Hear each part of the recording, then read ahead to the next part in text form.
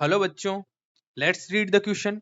The question says, in biological terminology, a group of similar organisms which are capable of interbreeding and producing fertile offspring is called as option A species, option B genus, option C tribe and option D family. तो यहाँ पर biological terminology में एक ऐसा group, एक group की बात की जा रही है।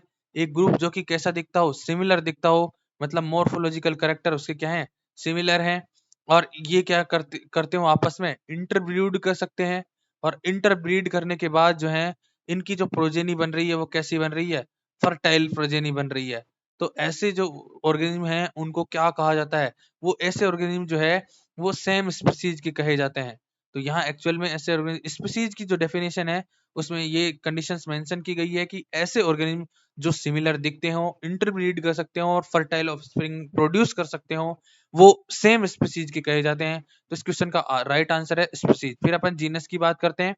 तो जब हम टेक्सोनॉमिकल हायरार्की पढ़ते हैं तो सबसे पहले लोअर मोस्ट जो हायरार्की पढ़ते हैं या बेसिक यूनिट पढ़ते हैं हायरार्की की, वो है स्पीसीज। स्पीसीज के बाद हम बात करें तो जीनस आता है, जीनस के बाद फैमिली, फैमिली के बाद ऑर्डर, ऑर्डर के बाद क्लास, क्लास के बाद डिवीजन एंड डिवीजन के बाद लास्ट में जो हायर रैंक है वो आती है किंगडम। तो यहाँ पर जो है जीनस की बात करें तो कई सारी स्पीसीज मिलकर मिलकर एक जीनस का फॉर्मेशन करती है।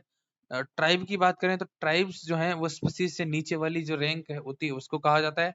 वहीं फैमिली की बात करें तो फैमिली जो है, फैमिली कई सारे जीनस जो हैं उनके कंपोजिशन से बनती है।